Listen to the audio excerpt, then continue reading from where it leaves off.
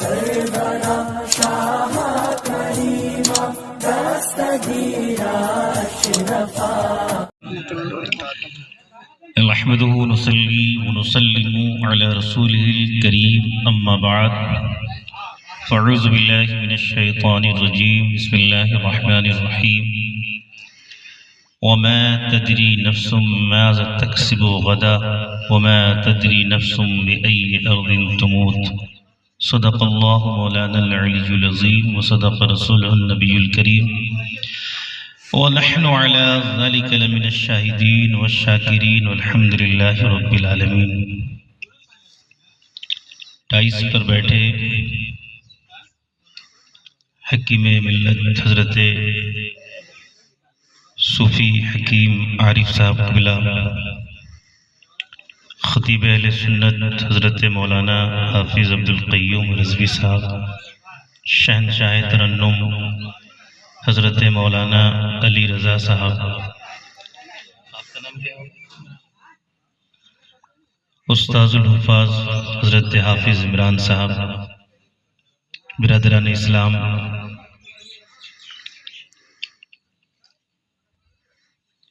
ये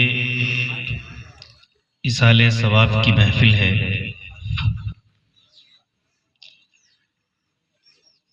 और बहुत ही बाबरकत महफिल है।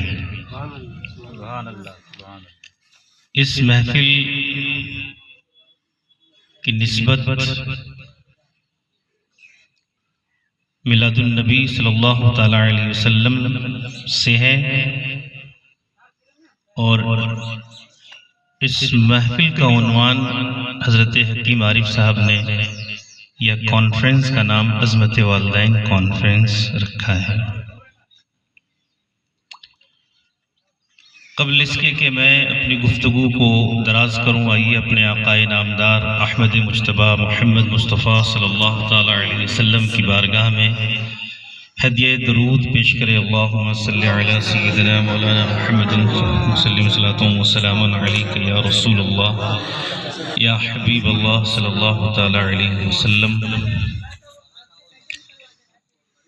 वो रहमते मुजस्सम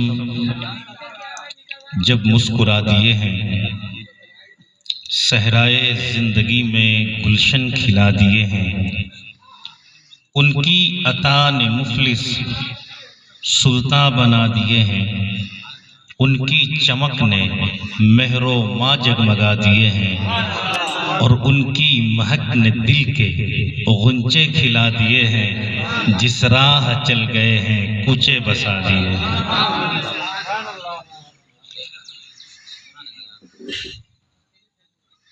दोस्तों, दुनिया में लोगों ने बहुत सारी चीजों का इनकार किया है। करोड़ों लोग ऐसे हैं जो खुदा की वहदानियत के मुनकिर हैं।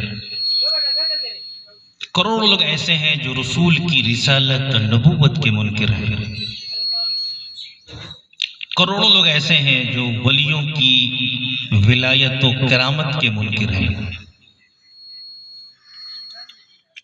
बहुत सारे साइंटिस्ट ये कहते हैं कि इस कायनात को बनाने वाला कोई नहीं, ये खुद ब खुद बन गया।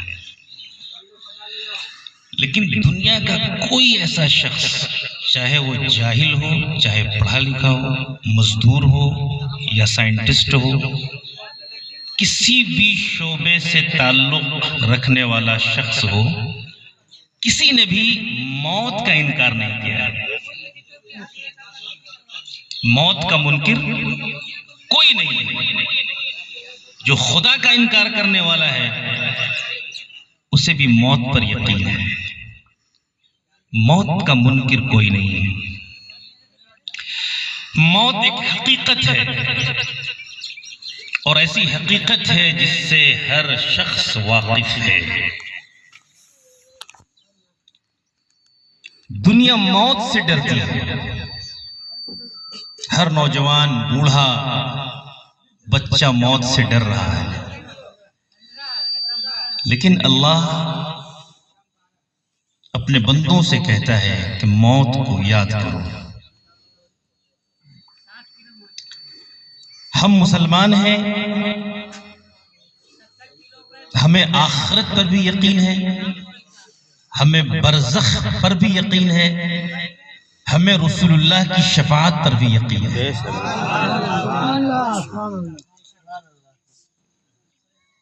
महशर में हर शख्स नफ्सी नफ्सी के आलम में होगा। आदम से लेकर ईसा तक नफ्सी नफ्सी के आलम में होंगे। हर शख्स परेशान होगा, हर शख्स पशीमान होगा, लेकिन एक जात है, एक हस्ती है जो अपने गुलामों के लिए शिफात करेंगे, जो हमारा शफी है, जो हमारा दुनिया में भी मददगार है और आखिरत में भी मददगार है, वो आमना का लाला है। या रसूलुल्लाह जिंदाबाद जिंदाबाद। महशर में जब के आए इसिया शार बंदा था मुस्तरीब के देखूं क्या हाल है मेरा, उम्मत के गम में उनको रोते हुए जो देखा, बेसाख्ता मचल कर आसी पुकार उठा कि अल्लाह क्या जहन्नम अब भी न सर्द होगा। रो रो के मुस्तफा ने दरिया बहा दिए, रो रो के मुस्तफा ने दरिया बहा दिए हैं। और हम सुन्नियों का जो अकीदा है और उस अकीदे के जो मुहाफिज हैं, अभी हकीम आरिफ साहब अजमेर से आ रहे हैं। हुजूर मुफ्ती कौम मिल्लत अल्लामा मुजफ्फर हुसैन साहब रज़वी बानी दारुल गरीब नवाज, कितनी मोहब्बत है कि अपने इदारे का नाम भी गरीब नवाज रखा है। मैं जब से देख रहा हूं कि हकीम आरिफ साहब मुफ्ती साहब का दौरा उर्स के अय्याम में कभी छुटा नहीं, लॉकडाउन वगैरह में छुटा हो नहीं, तो ये सब आशिक़े ख्वाजा है। और ख्वाजा से इश्क क्यों ना हो, ख्वाजा से मोहब्बत क्यों ना हो, अगर हिंद की धरती पर ईमान मिला है, जज़ीरतुल हिंद में जो इस्लाम की ताबानी है वो ख्वाजा साहब का एहसान है। और ख्वाजा गरीब नवाज का इंतखाब भारत के लिए मुस्तफा जाने रहमत ने किया है। बोलिए किसने किया है? ख्वाजा गरीब नवाज का इंतखाब भारत के लिए जनाबे मोहम्मद रसूलुल्लाह सल्लल्लाहु ताला अलैहि वसल्लम ने किया है। ख्वाजा को सुल्ताने दो आलम ने किया है। क्यों किया? भारत के लिए इंतखाब गौसे आजम का हो सकता था, शहाबुद्दीन सहरवर्दी रजी अल्लाह ताला अन्हु का हो सकता था, हजरत बहाउद्दीन नक्शबंद जजीरतुल हिंद के सरबराह बन सकते थे, लेकिन ख्वाजा ही क्यों? ख्वाजा का इंतखाब इसलिए हुआ है कि ख्वाजा गरीब नवाज ऐसे मुरीद हैं अपने पीर के, जो सिर्फ मुरीद नहीं है बल्कि मुराद है। आज हमारा कोई नौजवान मुरीद होता है तो गर्ज और मकसद ये होता है कि पीर साहब का दामन थाम लिए तो पीर साहब दुआ करेंगे तो नौकरी मिल जाएगी, कारोबार में तरक्की हो जाएगी। और ज्यादातर लोग इसलिए मुरीद होते हैं कि जन्नत मिल जाएगी। जन्नत तो मिलेगी, तो मुसलमान हैं, ख्वाजा गरीब नवाज कैसे मुरीद है, 20 साल तक अपने पीरो मुर्शिद के जूते को अपने सर का अमामा बनाते हैं। पीर लेकर गए हैं मुरीद को, कहां गए हैं? हज के लिए। 1183 ईस्वी में, 587 हिजरी में काबा में है। पीर कह रहे हैं, ए रब्बे काबा, मैंने मोइनुद्दीन को तेरे हवाले कर दिया है। पीर वो होता है जो अपने मुरीद को रब से मिला दे। और हज के बाद हर आशिक की ये ख्वाहिश होती है कि वो रोज़े रसूल पर हाजिरी दे। आला हज़रत फरमाते हैं, इसके तुफैल हज भी खुदा ने करा दिया। इसके तुफैल हज भी खुदा ने करा दी। असल हाजिरी तो इस पाक गदर की है। साबित हुआ कि जुमला फराइज फुरू है। असलुल वसूल इस दर की। तो कायनात में जो सबसे बड़ी हस्ती है वो मुस्तफा जाने रहमत है। अब ख्वाजा मोइनुद्दीन चिश्ती है अपने पीर के साथ रोज़े रसूल पर हाजिरी दे रहे हैं। पीर ने कहा, या रसूल अल्लाह, मैंने मोइनुद्दीन को लाया है। पीर मोइनुद्दीन से कह रहे हैं, मेरे शहजादे, बारगाहे रिसालत में सलाम अर्ज करो। मोइनुद्दीन कह रहे हैं, सलातु वस्सलामु अलैका या रसूल अल्लाह। रोज़े रसूल से आवाज आती है, वालेकुम अस्सलाम या सुल्तान अल हिंद बहरो बर। अल्लाह या रसूलुल्लाह जिंदाबाद। रसूल अपने रोज़े से, अपनी खबर मुबारक से सुल्तानुल हिंद का खिताब मोइनुद्दीन को दे रहे हैं। अब ख्वाजा गरीब नवाज है, सोच में मुब्तला है कि मैं तो कभी हिंद गया नहीं। सरकार ने मुझे हिंद की विलायत अता की है, इसी शशोपंज में है। रोज़े रसूल की जाली है, गुंबदे खजरा की छांव है, इस छांव में आंख लगी है। आका ख्वाब में तशरीफ लाए हैं मेरे मोइन। सिर्फ मेरे मोइन नहीं हो बल्कि मोइनुद्दीन हो। ये जजीरतुल हिंद का नक्शा है, ये हिंदुस्तान का नक्शा है, ये अजमेर का नक्शा है, ये अजमेर का किला है, ये अजमेर की पहाड़ियां हैं, ये सब तेरे सुपुर्द है। अजमेर का नक्शा, भारत का नक्शा सरकारे दो आलम दे रहे हैं। अब एक सवाल ये पैदा होता है कि सरकारे दो आलम क्यों दे रहे हैं? तो रब की अता मुस्तफा है। रब की अता कौन है? मुस्तफा। और मुस्तफा की अता मोइनुद्दीन है। रब की अता कौन है? रब की अता मुस्तफा है और मुस्तफा की अता मोइनुद्दीन है। रब जब आदम को बना रहे हैं, अल्लाह जब आदम की तख्लीक कर रहा है, फरिश्तों को हुक्म दिया है, ऐ फरिश्तों पुतले आदम बनाओ। फरिश्तों ने कहा, मौला पुतले आदम बनकर तैयार है। रब ने पुतले आदम में रूह आदम को डाला है। आदम को इस्तिराबी कैफियत महसूस हुई है। आदम ने कहा, ऐ मेरे क्रिएटर, ऐ मेरे रचयिता, ऐ मेरे खालिक, मुझे सुकून चाहिए, मुझे इत्मीनान चाहिए। तो अल्लाह ने पुश्ते आदम में नूरे मोहम्मदी को डाला। किसको डाला? नूरे मोहम्मदी को डाला। आदम ने कहा मौला मुझे सुकून मिल गया है, मुझे करार मिल गया है, मुझे इत्मीनान मिल गया है।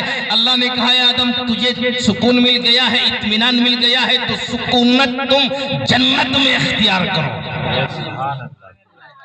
कहाँ इख्तियार करो? जन्नत में। अब मैं गुफ्तगू तवील नहीं करूंगा क्योंकि मुझे ये तो तमहीदी गुफ्तगू है, टॉपिक पे जाना है। मैं सवाल करता हूं कि जन्नत से जब आदम जमीन पर आए तो वो जमीन कौन सी थी? वो जमीन कौन सी थी? ऐ भलवाई के मुसलमानों, आदम जब जन्नत से जमीन पर तशरीफ ला रहे हैं तो वो जमीन हिंदुस्तान की थी, वो जमीन भारत की थी।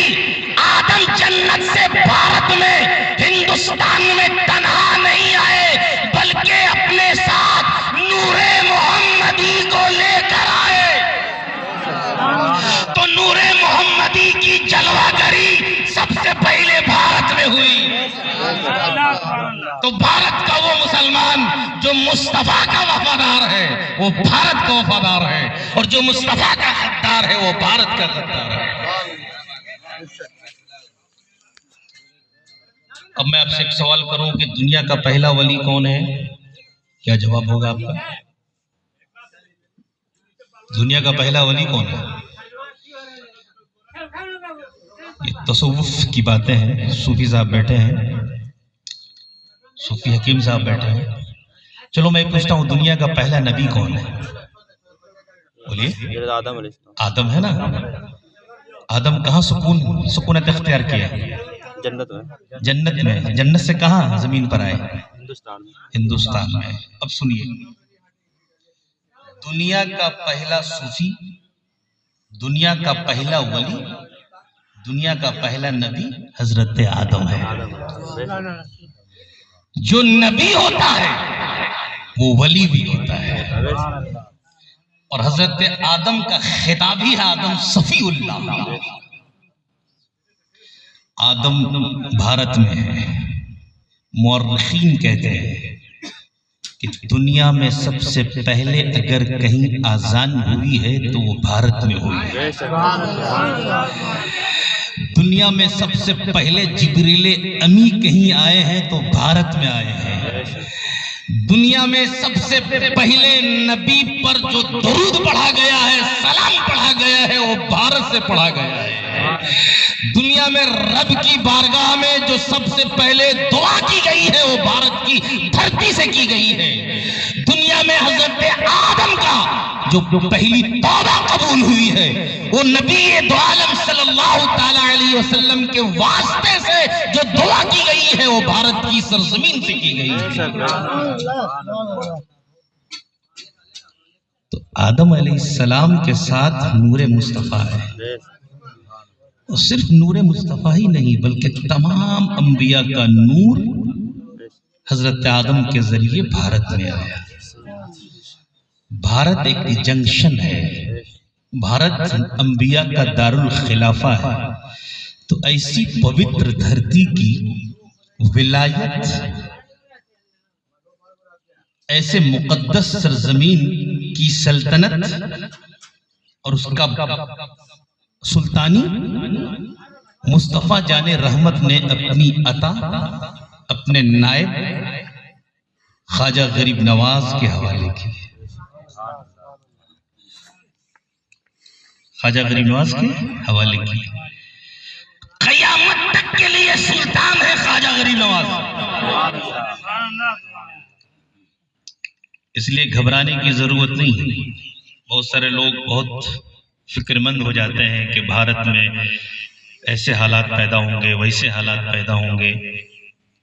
मैं ये कहना चाहता हूँ कि ख्वाजा गरीब नवाज के बैठाए हुए ऊँटों को उस जमाने की सबसे बड़ी ताकत उठा न सकी। तो ख्वाजा गरीब नवाज के फंसाए हुए मुसलमानों को दुनिया की कोई ताकत भगा नहीं सकती।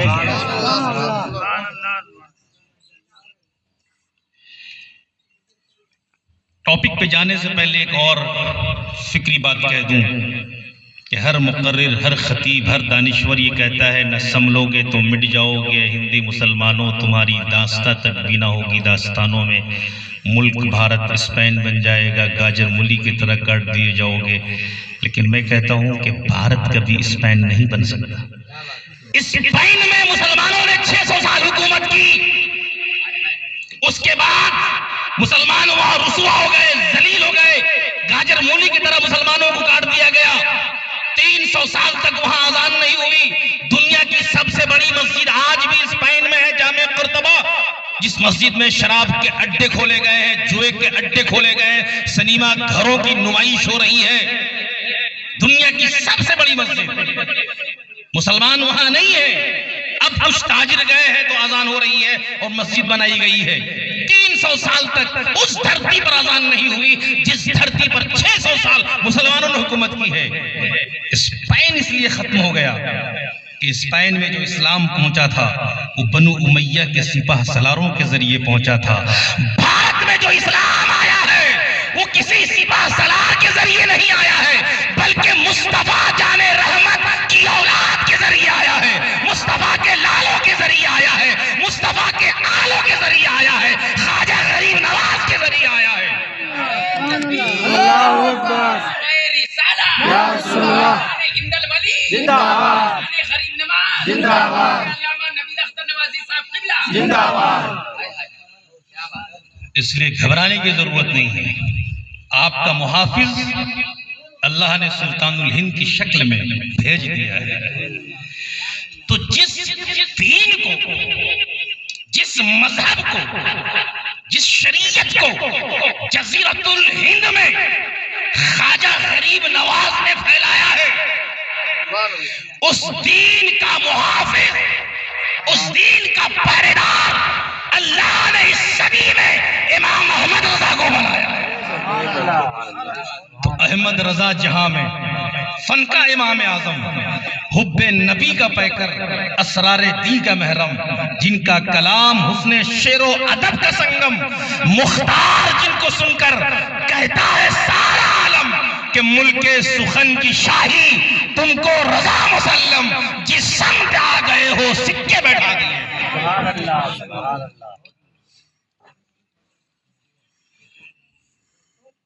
हलवाई के मुसलमानों, मरना सबको है, इससे किसी को इनकार नहीं है।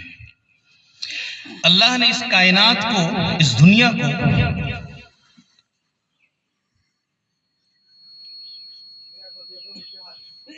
कितनी मखलूकात के लिए बनाया है।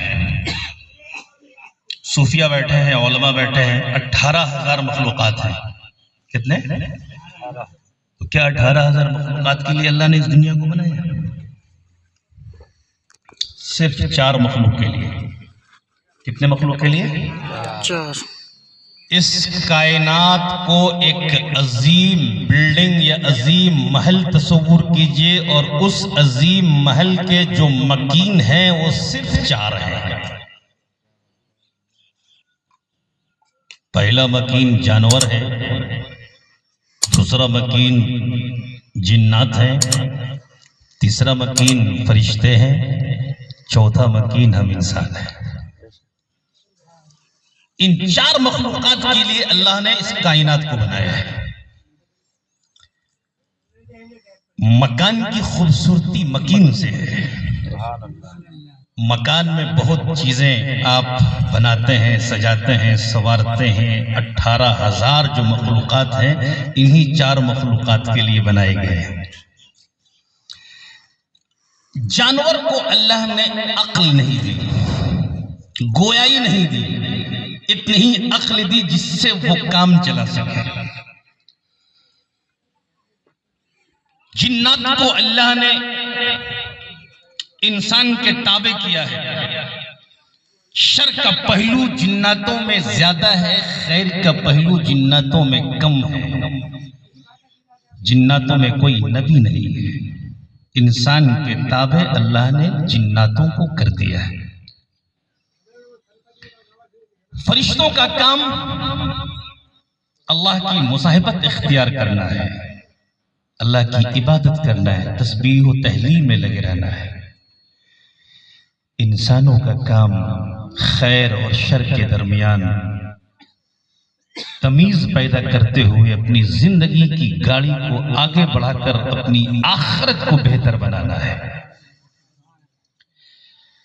अब मुझे बताओ, इन चार मखलूक में सबसे आला मखलूक, सबसे बेहतर मखलूक कौन सी है? क्या जानवर है? क्या जिन्नात है? क्या फरिश्ते हैं? इंसान है। इंसान को रब ने, इंसान को अल्लाह ने अशरफुल मखलूकात बनाया है। सुभान अल्लाह, सुभान अल्लाह। तो क्या हर इंसान अशरफ है? क्या हर इंसान अशरफ हो सकता है? कोई कहे कि मैं बहुत पढ़ा लिखा हूं, बहुत दानिश्वर हूं, तो जिन्नातों में बड़े बड़े दानिश्वर हैं। इब्लीस भी तो जिन्नात है, सब बड़ा पढ़ा लिखा कौन था? कोई ये दावा करे कि मैं बहुत बड़ा इंजीनियर हूं, बहुत बड़ा कारीगर हूं, तो चिड़िया भी अपने घोंसले को बनाता है। उसकी कारीगरी ऐसी है कि तूफान आ जाए, बारिश आ जाए, वो चिड़िया के घोंसले को कुछ नहीं होता है। आपकी बनाई हुई बिल्डिंग तो धड़ाम से नीचे गिर जाती है।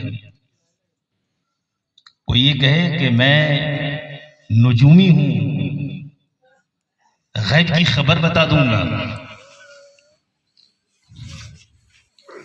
तो अल्लाह ने ऐसा इल्म जानवरों को भी दिया है। कोई मुजरिम को तलाश करने के लिए पुलिस किसका सहारा लेती है? कुत्ते का। कुत्ता ढूंढ के बता देता है कि मुजरिम इधर से गुजरा है। कोई कमाल नहीं है। इंसान अशरफ कब बनता है? इंसान अशरफुल मखलूकात कब होता है? इंसान अशरफ उस वक्त बनता है, इंसान तमाम मखलूकात में आला व अरफा उस वक्त होता है जब वो इंसान अपने रब को जान जाए और पहचान जाए।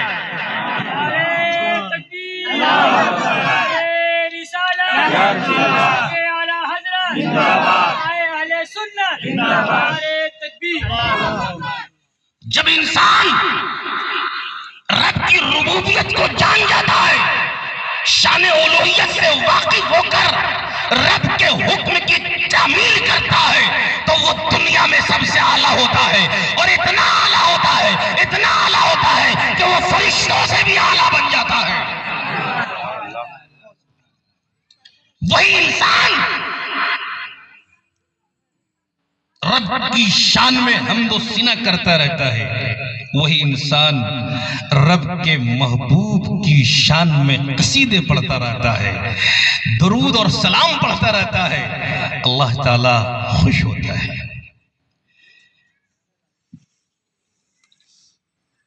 दुनिया में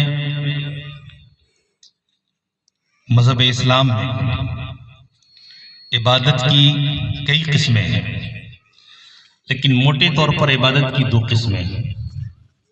वो एक इबादत जो फौरन कबूल हो जाती है, जिसकी कबूलियत में शक की कोई गुंजाइश नहीं है, और एक वो इबादत जिसकी कबूलियत में शक की गुंजाइश होती है। अब मैं पूछूं, नमाज आप पढ़ते हैं, आप दावा कर सकते हैं कि आपकी नमाज कबूल हो गई है? कोई दावा कर सकता है? रमजान आने वाला, रमजान के रोजे रखेंगे, दावा कर सकते हैं कि रोजे कबूल हो गए? रमजान में ही ज्यादातर मुसलमान ज़कात निकालते हैं। ज़कात निकालने वाला मुसलमान दावा नहीं कर सकता कि मेरी ज़कात मकबूल हो गई है। रमजान के 2 महीने के बाद हज पे लोग जाते हैं, कोई हाजी ये दावा नहीं कर सकता कि मेरा हज मकबूल हो गया है। तो जिस इबादत में शक की गुंजाइश हो, उस इबादत को ज़न्नुल कबूल इबादत कहा जाता है, और जिस इबादत में शक की कोई गुंजाइश नहीं है, उस इबादत को क़त्युल कबूल इबादत कहा जाता है। अब मैं आपसे जानना चाहता हूं कि नमाज वो इबादत नहीं है जिसकी कबूलियत में शक की कोई गुंजाइश नहीं। रोजा वो इबादत नहीं जिसकी कबूलियत में शक की कोई गुंजाइश नहीं। शक है रमजान के मुकद्दस रोजे में जितनी इबादतें हो रही हैं, नमाज हो, रोजे हो, दीगर इबादत हो, ज़कात हो, सबकी कबूलियत में शक की गुंजाइश है। लेकिन ऐ मुसलमानों, मुझे बताओ वो कौन सी इबादत है जिसकी कबूलियत में शक की कोई गुंजाइश नहीं है? तो हर आशिक ये कहेगा कि मौलाना नबील अख्तर नवाजी वो इबादत जिसकी कबूलियत में शक की कोई गुंजाइश नहीं है, वो उस इबादत का नाम दरूद है और सलाम है।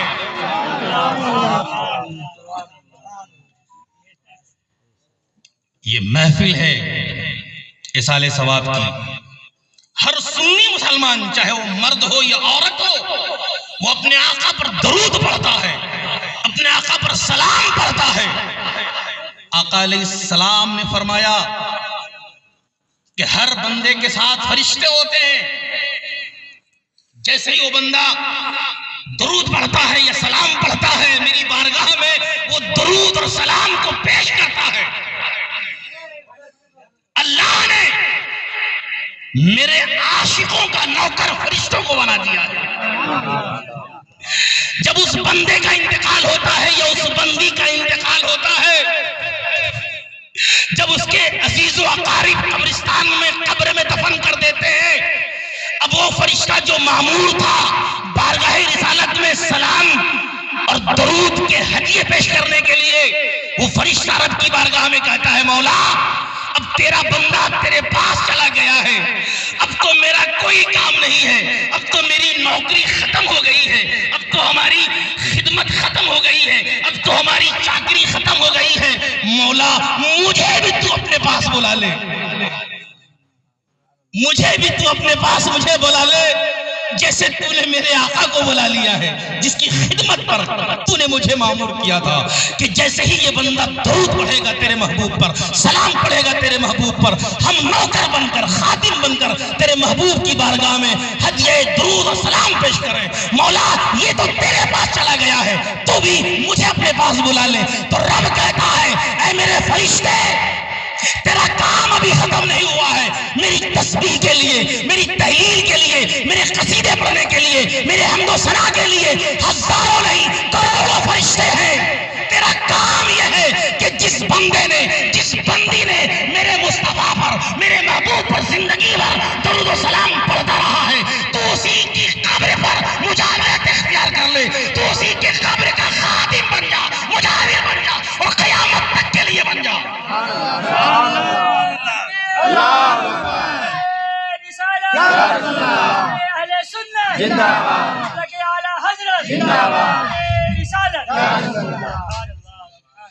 दरूद और सलाम पढ़ने की इतनी बड़ी फजीलत है कि आपकी कब्र का जो मुजाहिर होता है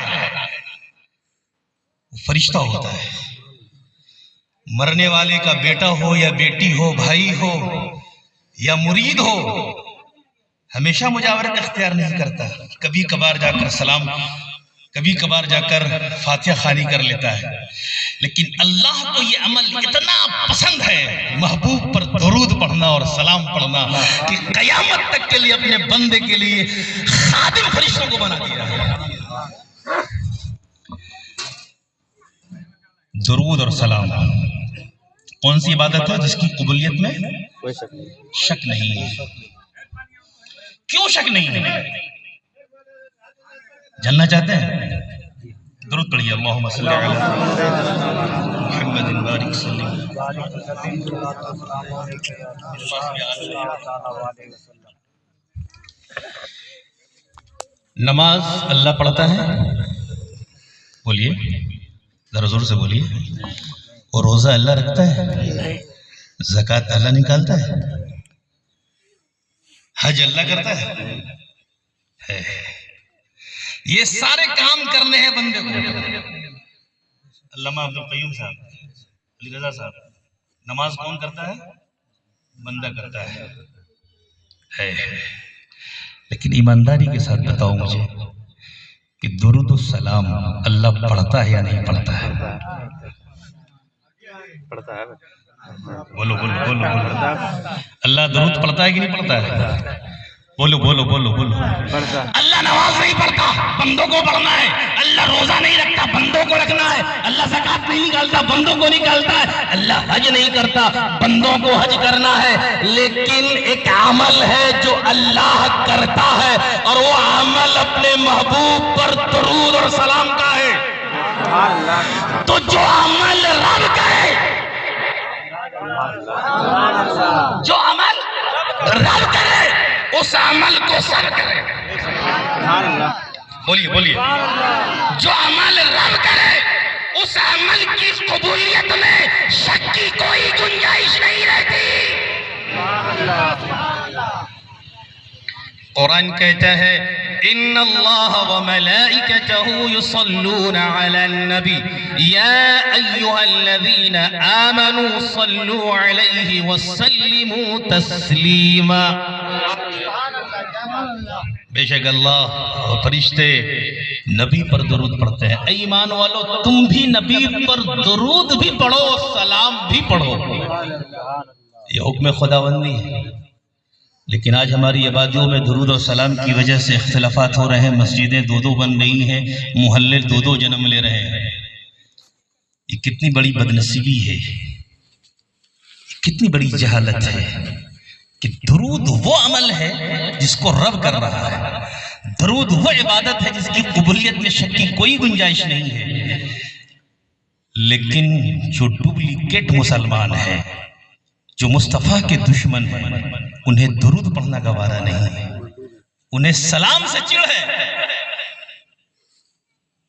ये कितनी बड़ी महरूमी की बात है, ये कितनी बड़ी बदकिस्मती है मुसलमानों की। इख्तिलाफात नबी पर दरूद और सलाम पढ़ने की वजह से जन्म ले रहे हैं। मैं आपको बता दूं, नमाज पढ़ने के लिए दिन और रात में कितने औकात मुकर्रर हैं। रमजान के रोजे के लिए कितने अय्याम मुकर्रर हैं। फर्ज रोजे के लिए कितने अय्याम मुकर्रर हैं। ज़कात के लिए साल मुकर्रर है।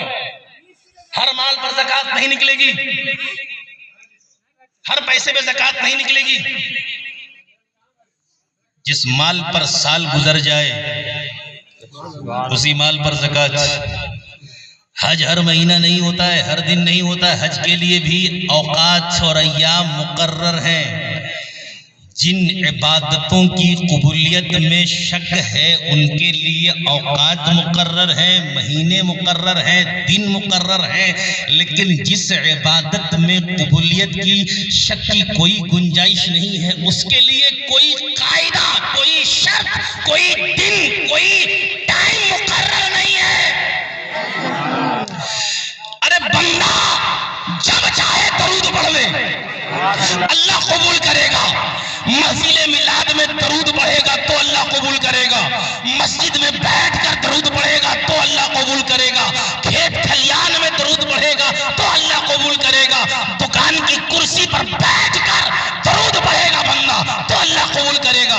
सफर में हो, हजर में हो, सोने के बिस्तर पर हो, जिस हालत में भी हो, रब पर दरूद, मुस्तफा पर दरूद पढ़ेगा, रब कबूल करेगा। कोई शर्त मुकर्रर नहीं है। खड़े होकर दरूद पढ़ लो, सलाम पढ़ लो तो रब कबूल करता है। बैठकर दरूद और सलाम पढ़ लो तो रब कबूल करता है। सोकर दरूद और सलाम पढ़ लो तो रब कबूल करता है। तो ज्यादा से ज्यादा दरूद और सलाम पढ़ा करें। बल्कि अपने घरों में हफ्ते में एक दिन अपने बाल बच्चों को लेकर आका अलैहिस्सलाम पर दरूद और सलाम पढ़ने का रिवाज कायम करें। वमा तदरी नफ्सुम माज़ा तक्सिबु गदा वमा तदरी नफ्सुम बिअय्यि अर्ज़िन तमूत।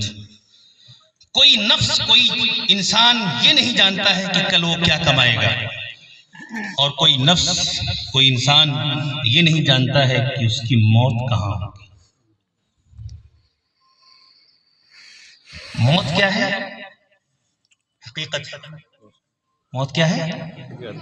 बोलिए, मौत क्या है? हकीकत है। मौत से लोग डरते हैं, दुनिया के लोग डरते हैं, हर इंसान मौत से डरता है। लेकिन जो मोमिन है, जो मुस्तफा का दीवाना है, जो मुस्तफा का चाहने वाला है, जो आशिक़ मुस्तफा है, जिसके सीने में मोहब्बत रसूल का चिराग जल रहा है, उसके लिए मौत मेराज है। क्या है? मेराज है। आप में से कोई शख्स रसूल की ज़ियारत कर सकता है? पैसा होगा तो रोज़े रसूल की ज़ियारत होगी, रसूल की ज़ियारत नहीं होगी। खूब दरूद और सलाम पढ़ रहे होंगे तो आका खुश होकर ख्वाब में ज़ियारत करा देंगे। लेकिन जब आशिक का इंतकाल होता है,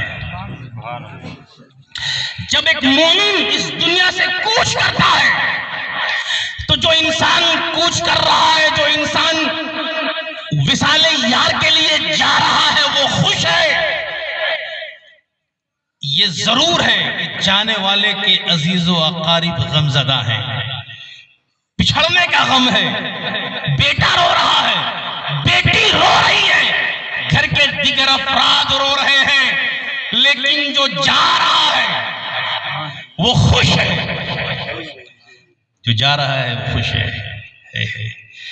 और कैसी अजीम बारगाह में जा रहा है कि उसके अजीज व अकारिब नए नए कपड़े पहना रहे हैं, उजले लिबास में अतर को मसल रहे हैं, खुशबुओं के माहौल में वो खुश होकर जा रहा है। और जैसे ही अजीजो अकारिब रिश्तेदार कब्र में लिटाकर वापस पलटते हैं,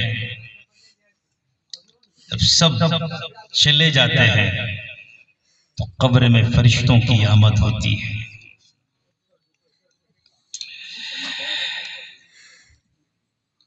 मुफ्ती आजम हिंद फरमाते हैं, कब्र में जब आएंगे फरिश्ते है, जो मुस्तफा पर दरूद पढ़ने वाला है, सलाम पढ़ने वाला है, इश्क मुस्तफा का इजहार करने वाला है, उसके लिए मुफ्ती आजम इरशाद फरमा रहे हैं, जब कब्र में आएंगे फरिश्ते कह देंगे सरकार उमम सोने दो आराम से इसको, ये तो मेरा दीवाना है। कब्र में रोज़े रसूल की खिड़कियां खोल दी जाती हैं। हर आशिक, हर मोमिन, हर मुसलमान अपनी आंखों से ज़ियारत रसूल से मुस्तफीद होता है। तो मौत से दुनिया वाले डरते हैं, मौत से मुशरिक डरते हैं, मौत से काफिर डरते हैं, लेकिन मौत से मोमिन नहीं डरता। मौत मोमिन के लिए मेराज है। आका फरमाते हैं, इन्नल मौत जस्रुन युसिलुल हबीब इलल हबीब। मौत एक पुल है जो एक हबीब को दूसरे हबीब से मुलाकात कराता है। मौत एक पुल है, उस पुल पर चढ़कर एक आशिक मुस्तफा से मिलने जाता है। आज फूले न समाएंगे कफन में आसी। हजरत आसी फरमाते हैं, आसी गाजीपुरी अलैहिर्रहमा जो सिलसिले रशीदिया चिश्तिया के बड़े बुजुर्ग हैं, वो फरमाते हैं, आज फूले न समाएंगे है आज फूले न समाएंगे कफन में आसी, शबे गौर है उस गुल से मुलाकात की रात। तो जब कब्र में मुस्तफा से मुलाकात हो जाए, कब्र में जब मुस्तफा से मुलाकात हो जाए, तो इसी मुलाकात इसी मिलने और मिलाने के इजहार को उर्स कहते हैं। क्या कहते हैं? उर्स का मतलब क्या हुआ? शादी। उर्स का मतलब क्या है? और शादी का मतलब क्या है? खुशी। ऐसी खुशी जो हर खुशी पर भारी हो, हकीम साहब, ऐसी खुशी जो हर खुशी पर भारी हो, उसे उर्स कहा जाता है। ऐसी खुशी जो हर खुशी पर भारी हो उसे शादी कहा जाता है। शादी उर्दू में कहते हैं, अरबी में उर्स कहते हैं। हर मोमिन का उर्स है। मुस्तफा की ज़ियारत हो जाए, इससे बड़ी खुशी और क्या हो सकती है। जिंदाबाद जिंदाबाद, नारे तकबीर, नारे रिसाला, नारे रिसाला, अल्लामा नबील अख्तर नवाजी साहब किबला जिंदाबाद। मुस्तफा जाने रहमत के दीदार से बढ़कर कोई नेमत है? दुनिया की सारी नेमतें हैं। दुनिया की सबसे बड़ी नेमत मुस्तफा जाने रहमत है। दुनिया की सबसे बड़ी नेमत शमे बज़ में हिदायत है। दुनिया की सबसे बड़ी नेमत मौसे बज़ में जन्नत है। दुनिया की सबसे बड़ी नेमत ताजदारे नबूवत और रिसालत है। दुनिया की सबसे बड़ी नेमत काबे के बदरुद्दुजा है। दुनिया की सबसे बड़ी नेमत तैयबा के शमसुद्दुहा है। दुनिया की सबसे बड़ी नेमत दाफ़े जुमला बला है। दुनिया की सबसे बड़ी नेमत शाफ़े रोज़े जज़ा है। और इस नेमत से कब्र में एक बंदे मोमिन की मुलाकात होती है।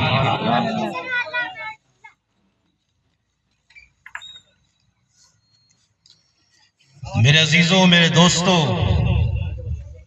मेरे बुजुर्गों, आगे बढ़ो, आगे बढ़ो।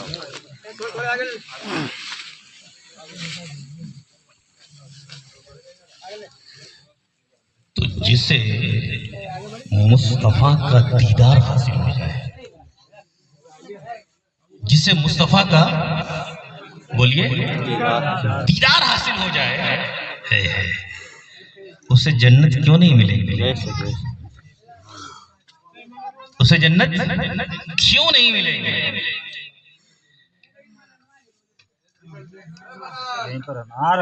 लेकिन जो आशिक होता है, जो आशिक सादिक होता है, उसे जन्नत की तलब नहीं होती है। वो तो मुस्तफा के दीदार के लिए मचलता है। जब मुस्तफा का दीदार हो जाता है तो वो रब के दीदार के लिए फिर इंतजार करता रहता है। तो ये दुनिया क्या है? फानी है। ये दुनिया क्या है? पानी है। और कब्र की एक दुनिया है जिसे बरज़ख कहा जाता है। और बरज़ख के बाद फिर एक दुनिया है जिसे आखिरत कहा जाता है। दुनिया में अल्लाह ने हमें क्यों भेजा? और फिर आखिरत में एक तवील जिंदगी गुजारनी है। जब तक क़यामत नहीं आएगी तब तक आपको बरज़खी दुनिया में रहना है, कब्र में रहना है। क़यामत आएगी, उसके बाद फिर जन्नत मिलेगी। तो ये दुनिया क्या है? मुसलमानों के लिए अमल की दुनिया है। मुसलमान अमल नहीं करते हैं। मुसलमान आज मस्त में पिंडार है। कुरान कहते हैं मन अमिला सालिहन मिन ज़करी व उनसा फलनुहयिन्नहु हयातन तय्यबा। चाहे मर्द हो या औरत हो, अगर वो नेक अमल करता है या करती है तो हम उसे, अल्लाह कहते हैं हम उसे एक हयात अबदी से नवाजेंगे। हयात अबदी से। हयात अबदी उसे कहते हैं जिस हयात में कोई जवाल नहीं है। और हयात अबदी वो है जो जन्नत की जिंदगी है, जो जन्नत की हयात है। मुसलमान अमल नहीं करते, तमन्ना करते हैं। तमन्नाओं में हमारी जिंदगी गुजर रही है कि जन्नत तो हमारे लिए है ही है। यकीनन जन्नत में हर मुसलमान जाएगा, इसमें कोई शक नहीं है, इसमें कोई शुभ नहीं है। लेकिन जो बदकारियां आपने की हैं, जो गुनाहगार आपने किए, जो गुनाह आपने किए हैं, जो चोरियां आपने की हैं, जो बेईमानी आपने की है, जो आपने लोगों के दिलों को सताया है, पड़ोसियों को सताया है, जो लोगों के हुकूक को गज़ब किया है, इसका जवाब तो देना होगा। हमारे यहाँ जो सबसे बड़ी कमजोरी है हकीम आरिफ साहब की मौजूदगी में मैं बड़ी जुर्रत के साथ कह रहा हूं, हमारा अकीदा बहुत बेहतर है। अकीदे में कोई गड़बड़ी नहीं हमारे यहाँ। हमारा हर नौजवान, बूढ़ा, बच्चा नमाज भी पढ़ लेता है, इबादत भी करता है। ये इबादत ही तो है, नमाज भी पढ़ता है। अकीदा हमारा बेहतर, इबादत भी कर लेते हैं, लेकिन हमारा जो सबसे खराब रवैया है अपनी जिंदगी का है, वो है मामलात का। हमारे मामलात अच्छे नहीं हैं, हमारे मामलात अच्छे नहीं हैं। दुनिया को सुन लीजिए, आपके अकीदे से कोई मतलब नहीं है, दुनिया को आपकी इबादत से कोई मतलब नहीं है। हकीम आरिफ साहब खिदमत खल कर रहे हैं तरमा में बैठकर। इनकी बारगाह में जो लोग आते हैं उनको इनके अकीदे से कोई लेना देना नहीं, उनको इनकी इबादत से, तकवा और परहेजगारी से कोई लेना देना नहीं, उनको इनके मामलात से लेना देना है। इनके मामलात कैसे? आप दुनिया में जो कारोबार कर रहे हैं, जिनके साथ कर रहे हैं, उनको आपके अकीदे से कोई लेना देना नहीं, आपकी इबादतों से कोई लेना देना नहीं, आपके मामलात से लेना देना है। आज हमारे मामलात बेहतर नहीं है। कल जब हमारे मामलात बेहतर थे तो दुनिया पर हमारी हुक्मरानी थी। कल जब हमारे मामलात बेहतर थे तो समंदरों ने हमारे लिए रास्ते हमवार किए। कल भी आजान दी जा रही थी, कल भी मस्जिदों में नमाजें पढ़ी जा रही थी, कल के मुसलमान भी दाढ़ी और टोपी में थे, नमाज पढ़ते थे, उनका भी अकीदा मजबूत था, वो इबादत भी करते थे, अकीदा भी मजबूत था। अकीदे की मजबूती के साथ, नमाज की, इबादतों की पाबंदी के साथ उनके मामलात बहुत बेहतर थे। लोगों ने इस्लाम को नहीं पढ़ा, लोगों ने मुसलमानों को देखा और इस्लाम कबूल किया है। लोगों ने रसूलुल्लाह की जिंदगी को नहीं पाया, ख्वाजा की जिंदगी को भारत के लोगों ने पाया है। लोगों ने ख्वाजा से मामलात किए हैं और इस्लाम की मामलाती तालीमात से वाकिफ हो गए। लोगों ने मुसलमानों के लेन देन से वाकफियत हासिल की है। लोगों ने देखा कि मुसलमानों के लेन देन बहुत बेहतर है। हमसे पहले जो बिजनेस कर रहे थे उनके लेन देन बेहतर नहीं थे, वो तराजू उनका बेहतर नहीं था, उनका मामलात बेहतर नहीं था। ये जो कौम है, इनके मामलात बेहतर हैं, इनका तराजू भी बेहतर है। तो लोगों ने मुसलमानों के लेन देन को, उनके तराजू को, उनके नापतोल को देखा और कलमा तैयबा पढ़ा। कल तक हमारा मामला बेहतर था तो समंदरों ने हमारे लिए रास्ते हमवार किए, दरिया ने हमारे लिए रास्ते हमवार किए, जंगलों ने हमारे लिए रास्ते हमवार किए, पहाड़ों ने अपने सीने को हमारे लिए खोल दिया। तो डॉक्टर इकबाल ने कहा कि दश्त तो दश्त है, दरिया भी ना छोड़े हमने, पहले जुल्मात में दौड़ा दिए घोड़े हमने।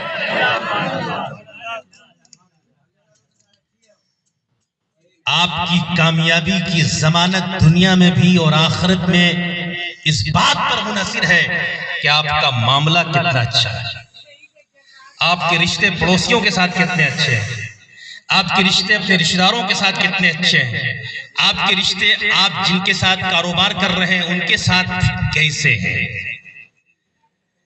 आज हमारा हर नौजवान, बूढ़ा, बुजुर्ग ख्वाहिश होती है कि अक्सर लोग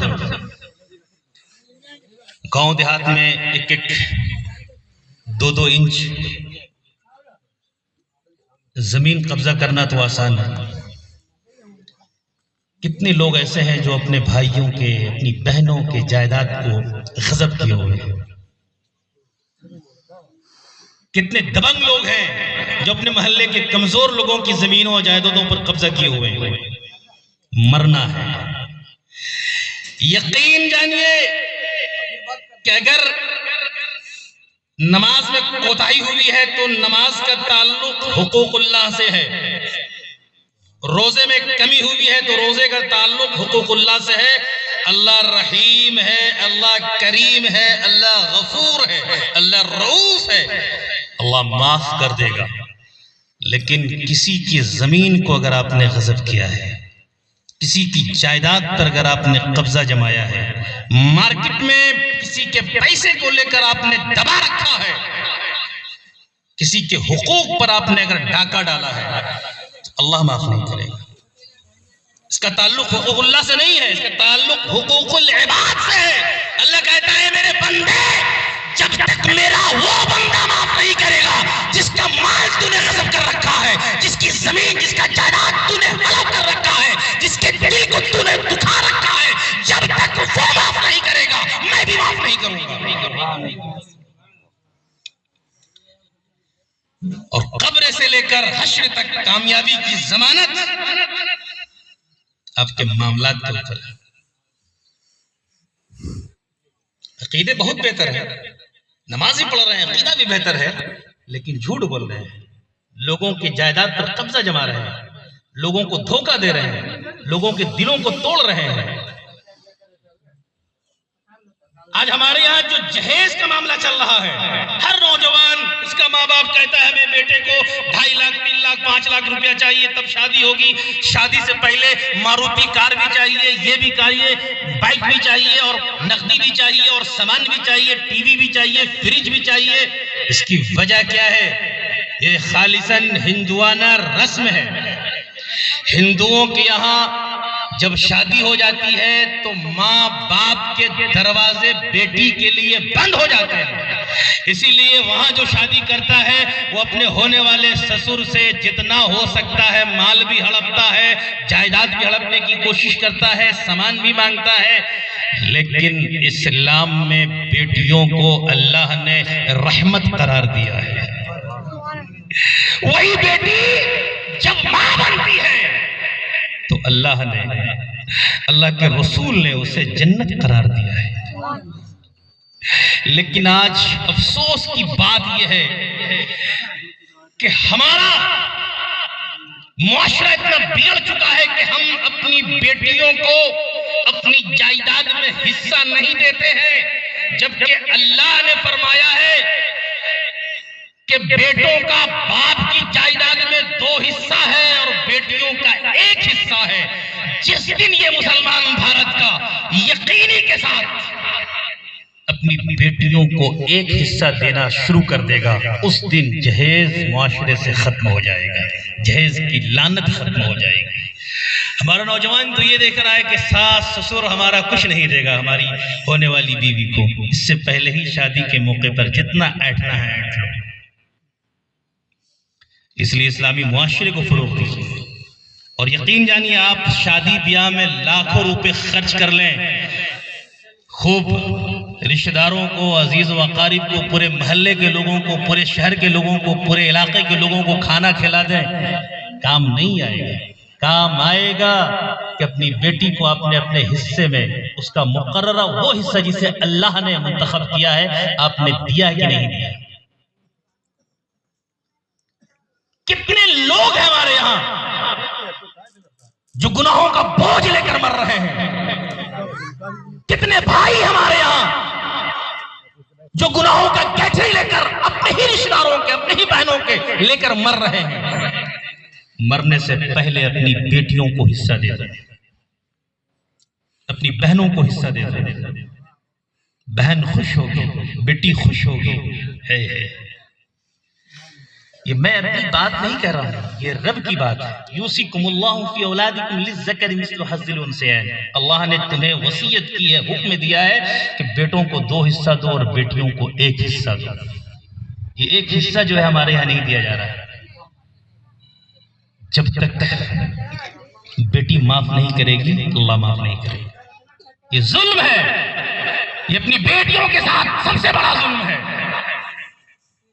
जुल्म से अपने आप को बचाइए, जहन्नम का आइंदा होने से अपने आप को बचाइए।